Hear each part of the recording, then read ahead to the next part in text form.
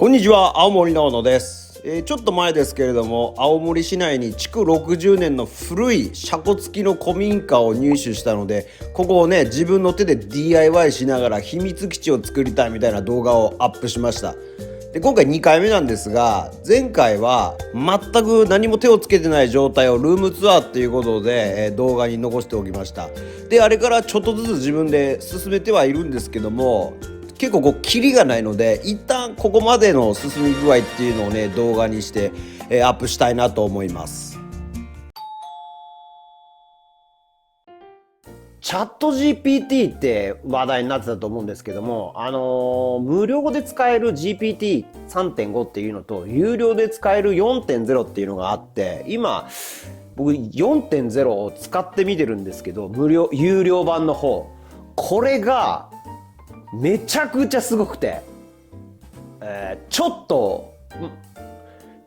お見せします。まずちょっとチャット GPT の凄さを今ちょっとお話ししたいと思う。なぜならチャット GPT に聞いて、チャット GPT のアドバイスをもとに家を直すっていうことでやっていこうと思うんですけども、まずはそのチャット GPT4 がどれぐらいすごいかっていうのをお見せしたいなと思います。はい。写真を撮ります。この部屋の写真を撮りましたと。でこれをチャット GPT に相談するわけですよ。はい、これを洋室に変えたい、アドバイスをくださいって、こういう風に打ちました。そうするとどう出てくるかっていうと、もうほんとすごいですよ。これ見えるかな。この画像には日本の伝統的な和室が映っています。洋室に変えるにはいくつかのアプローチがあります。まず畳をカーペットや木のフローリングに交換することが考えられます。壁紙も西洋風のものに変えて照明設備もモダンなものにするといいでしょう。スライド式の戸も洋風のドアに取り替えることができます。また洋室のインテリアにはソファやコーヒーテーブル、絵画などを配置することが一般的です。部屋の機能に応じて家具を選ぶとより良いでしょう。インテリアデザイナーに相談するのか、インテリア雑誌、ウェブサイトでとかって、これやり方を教えてくれるというか、これただこれを洋室とかで和室とかで何もですよ。これをって今撮った写真をね送るとこのように教えてくれるわけですよ。ね。でさらにすごいのがこの写真です。この写真、これは何かっていうと、2階の雨漏りしてそうな箇所の、屋根の写真ですよ。錆びた写真、屋根。ただこれをね、これをただただこれを直したい。もう本当にこれだけ。これ屋根の写真とか何にも言ってないんですよ。何にも言ってなくても、これもちろんこの築60年の家の屋根です、直し方教えてくださいって言えばもっと正確に教えてくれるでしょうけど、そうじゃなくて、ただこの写真をピッと貼り付けてこれを直したいってだけ送るんですよ。そうするとチャット GPT はほら、画像には錆びた金属屋根が映っており、修理が必要に見えます。ほら、で以下の手順を検討してください。屋根の安全なアクセスを確保します。錆びた部分をワイヤーブラシ、サンドペーパーでこすり落とします。洗浄剤を使って屋根をきれいに洗い流し乾燥させます。錆転換剤を適用して錆の進行を止めます。防錆プライマーを添付します。適切な屋根をペイントで上塗りします。作業を始める前に屋根修理の専門家に相談することをお勧めします。プロによる評価は屋根の構造的な問題がないかどうかを含めた全体的なチェックが行われるべきです。また屋根の修理は危険が伴う可能性があるため、安全装備と安全装置を確実に行うことが重要ですとかって教えてくれるんですよ。でこれのさらにですよ、さらに必要な道具を教えてください。自分で直したいなと思っています。自分で屋根の先を修理する場合は次の道具を用意すると良いでしょう。安全ハーネス。屋根での作業は危険なので落下防止のために必要です。ワイヤーブラシ。作業を除去するために使います。サンドペーパー。錆や古い塗装を削り取るために使います。高圧洗浄機またはホース、屋根を洗浄するために使います。やば先くない？添加剤、サビを中和し、さらなるサビの進行を防ぎます。防作プライマー、錆びた部分を保護し、塗装の下地を作ります。屋根用ペイント、耐候性のあるものを選び、最終的な塗装に使います。安全は最優先で、経験や技術が不足している場合は、専門家に依頼することを強くお勧めします。また、地元の法律や規制を確認し、必要な許可を取得してください。っていう、もう、すごいですよ。すごすぎる。なので、この家の DIY に関しては、チャット GPT のアドバイスをもとに、チャット GPT に教えてもらって協力してもらいながらやっていくというコンセプトで、DIY していければなと思っています。はい。この古い家に最新の AI のアドバイスと、あと最新のソーラーパネルであったりとか、いろんなものをこうどんどん導入していって、古いものと新しいものの融合っていうようなコンセプトでこの家直していければいいなと思っておりますので、ちょこちょこアップするとは思いますが、やっぱりビフォーアフターで見た方が分かりやすいと思うので、動画の更新頻度はそれほど高くないと思うんですけれども、まあシャープ1から順番に行くとこう時系列たどって見れるようなものになっていくと思いますので、ぜひ見ていただければなと思います。実は1月からですね、青森朝日放送の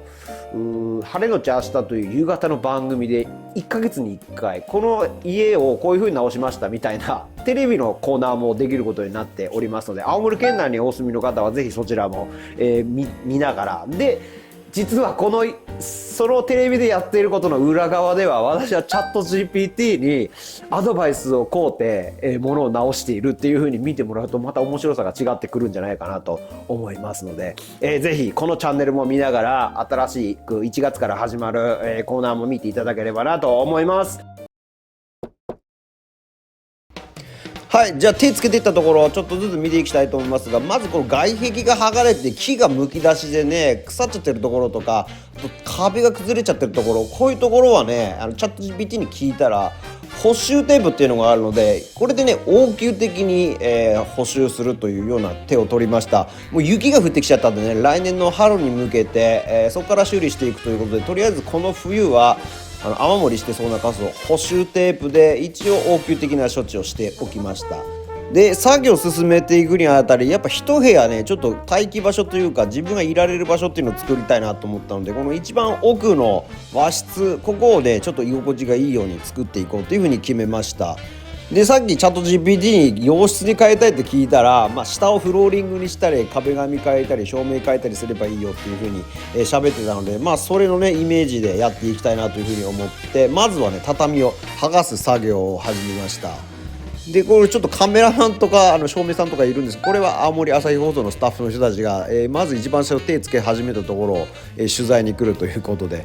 これだけ大人がいるのに誰も手伝ってくれないっていう結構過酷な環境で作業を進めた日ですね。で畳を全部剥がして、で下フローリング張りたいと思ったんだけど、結構この無垢の状態でも割とフローリングっぽかったので、ちょっとお金かけないでやっていきたいということで、まずはこの状態のままとりあえず放置することにしました。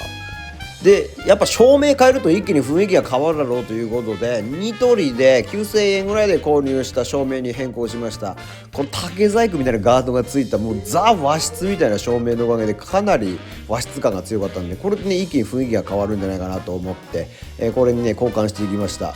でこの段階ではね脚立とかもないので、その辺にあるものを台にして交換したんですけども、今ちょっと脚立がね一番欲しいものの中の一つですね。でこの長さ調整するの仕方もねよく分かってないので、こうやってプランプランっていう失敗を繰り返しながらやっていくっていうことになって、無事に照明もつきました。でこう家も古いので、あと雪の重みとかでね青森はこういう歪みがかなり出てくるということで、かなり隙間風がひどかったので、隙間の補修テープみたいなこういったのが売ってるので、これでね隙間風が入ってこないようにして冬でも快適に過ごせるように目指しました。それでも断熱材とかないんでこの家自体はめちゃくちゃ寒いんですけども、これがあるとないと全然違うんで、こういった作業もしていきました。そして、僕の大好きな人工芝ですね。もう芝であれば天然であろうが人工であろうが何でもいいわけです。家に緑があるだけでね、すがすがしさっていうのがだいぶ変わりますんで、もう自分の部屋にも今敷いてますけれども、人工芝はねもう敷き慣れてるので、ちょっとずつ調整しながら、綺麗に敷き詰めていきました。本当はね全面を人工芝にしようかなと思ったけど、結構お金がかかるので、とりあえずはねこのね、縁側部分というか、この部分だけにしました。この家の一番気に入ってるポイントの一つなんですけども、この2階のサッシを開けると急に断崖絶壁で庭につながってるって、これ変な作りの家ですけども、おしゃれに言うとテラスのあるみたいな、なんかそういう雰囲気がねいいなっていうふうには思ってます。ここはね今お気に入りのポイントの一つです。そして、この LED テープライトっていうのをこれネットで、20メートルで3500円ぐらいで購入したものなんですが、以前バグトラックのイベントに来てた人がこれをトラックの中に使ってて、すごいいい感じに照明ができてて、この星野リゾートとかの部屋で間接照明のやつあると思うんですけど、そんな感じに再現できるというようなものです。でこれなんか色をねあんまりビカビカ変化させるとラブホテルの風呂みたいになっちゃうんであれなんですけども、これしっかりねちょっと暖色系の色とかにね抑えて、で壁も今まだ和室の壁なんであれですが、白くね漆喰今後塗っていこうとかって思っていて、そういうのとうまく組み合わせるとすごく雰囲気出るんじゃないかなという予感はしています。とりあえず現段階ではこんな感じで、少し白っぽい光であったりとか、あと普通の照明に合わせて黄色い色で統一してあげるといい雰囲気になりそうだなっていうふうには思ってます。まだこれはね途中段階って感じですかね。で、キャンプ道具とか置いて人工芝の上でね今一応居場所を作ったっていう感じです。それから車庫部分なんですけども、このシャッターがあると車の出し入れが非常に不便ということと、すごく錆びて腐ってきたので、これを業者さんに行って取ってもらいました。でこうなってくるとセキュリティ上若干不安があるので、この秘密基地といえば監視カメラということで、初めてこういう防犯カメラというのを、ね、使ってみることにしました。で読み方これちょっとはっきり分かんないんですけど、ソハオっていうのかな、調べるとね結構たくさんこれヒットする会社のもので使いやすそうだなと思ってこれにしたんですけれども、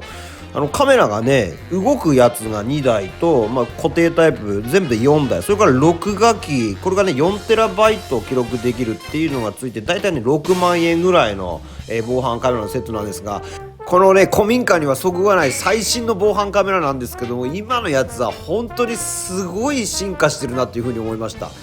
まず備え付けは簡単で、自分の好きな場所にねネジでピピってつけるだけなんですけれども、こういう風にして、あとは本体とカメラの電源を入れるだけでお互いが勝手に認識してカメラが作動してくれます。でこの段階でも一応ねハードディスクの中に記録もされているみたいなんですが、可動式の方はもちろんこのように好きな角度でウィーンと動かしながら好きなアングルを決めるっていうことが可能です。はい、こんな感じで防犯カメラがあるだけで一気に秘密基地感が増すっていう風になってテンション上がるんですけども、でこれ本当にすごいなって思うのが、もう5万6万でこんな機能ついてんだって、この人体感知機能みたいなのがついててずっと追っかけてくれるんですよ。だからもうメタルギアソリッドみたいな、もう本当に下手くそなスネークを操作してる感じの歩き方しますけども、こうやってね防犯カメラが追っかけてくれるっていう機能がついていて、で、インターネット環境もね導入しました。これソフトバンクのやつで、古民家なんでねWi-Fi 環境を全く工事する必要がないので Wi-Fi 環境を作れるっていう風に、これもね導入したんですけども、このインターネット環境があればスマホとこの防犯カメラのやつを連動してスマホからいろいろつないで操作できるようになるっていう機能があるんですよ。これも結構すごくて、いちいちモニター触らなくても自分の手元の携帯電話で防犯カメラの映像がチェックできるし、もちろんアングルもね操作したりとかっていうことも可能だし、あとカメラマークを押せばその瞬間を直接スマホに写真撮ったりだとか動画、撮って撮影してスマホの中に入れ込んだりだとかっていうこともできます。なんでこの環境さえあれば、スマホ持ってればね、いつでも自分の秘密基地の環境をリアルタイムで監視できるっていうことになりますし、あと映像もね結構綺麗です。ですごいのが、もし本当になんか誰が入ってきたっつって感知すると、こうやってスマホに連絡が来て、でその前後30秒ぐらい切り取った動画をその部分だけ送ってくれるんですよ。なんでスマホからね動画チェックして、あこれ隣の人だとか、そういったら別にほっとけばいいし、全く知らない人がいたりしたら録画したり写真撮ったりもできるっていうことになるし、あと極めつけなんですけど、このねマイクボタンを押すと、なんとリアルタイムで通話まで防犯カメラ越しにできちゃうっていう機能がついてるんですよ。こんにちは、青森のものです。実はここは私の秘密の基地ですので、誰にも言わないでください。というこの機能が可動式のものにも固定式のものにも両方にこの機能が備わってるので、どのカメラで話したいかっていうのもスマホから選択できるので、もうね本当にすごい機能でね楽しいなっていうふうに思います。だからこれがあれば、例えば時間指定して宅配便をお願いしてるっていう時に、その時間ぐらいにセンサーが反応して、誰か来てんなって言ったら、その置き配をその宅配便の人にお願いするとか、ちょっとびっくりさせてしまうかもしれないけど、話して、そこの左側の棚のところに置いといてくださいみたいなことを指示出したりもできるし、あとペット飼ってる人とかはこの猫、うちも飼ってるんですけど、こうやってね猫が動いてるのにも反応してくれたりするんで、こういうのを見たりとか、おじいちゃんおばあちゃんちょっと一人にしとくの心配だみたいな、そういう家にあっても使い勝手良さそうだなと思いますし、あとこの家すごい車庫が狭くて、見通しがめちゃくちゃ悪かったんで、こう防犯カメラつけて、でスマホからほとんど時差がない状態でモニタリングができるので、安全に車庫出しもできるみたいな、そういう使い方もねしてます。この防犯カメラとにかくね今すごい気に入ってますね。はい、というわけで今回の動画はここまでです。次の展開としましては、壁をね白い漆喰塗りたいなっていうのと、あと天井の張り替え、それから暖炉いよいよ設置したいななんて思ってます。それから雪も降ってくるのでね、雪下ろしなんかもねするっていう作業も動画にしてみたいなと思いますので、ぜひ、チャンネル登録をして今後見ていただければなと思います。以上、青森のものでした。